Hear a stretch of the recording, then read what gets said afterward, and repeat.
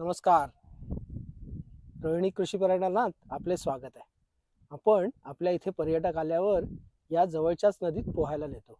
या नदीचं नाव आहे देहेरजा. ही साधारणतः जव्हारच्या पुढून उगम पावते आणि या इथे मनोरच्या जवळ बैतरणेला ती मिळते.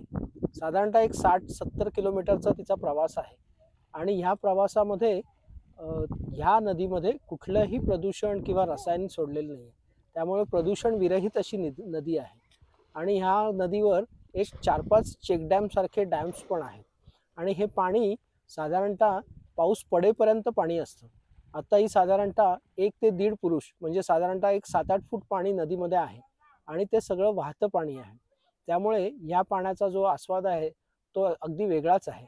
त्यामुळे इथे मुलांना पोहायलाही मजा येते, मोठ्या पालकांना किंवा येणाऱ्या सर्व पर्यटक याचा मनमुराद आनंद घेतात. हा तिथे समोर दिसतोय ना, तो कोहोज किल्ला आहे.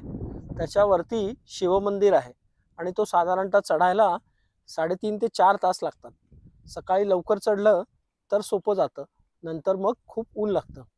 या बाजूला छान डोंगर सह्याद्रीचे जे डोंगर आहेत ते दिसतात आहेत आणि छानपैकी आत्ता सूर्यास्त व्हायला हळूहळू होणार आहे.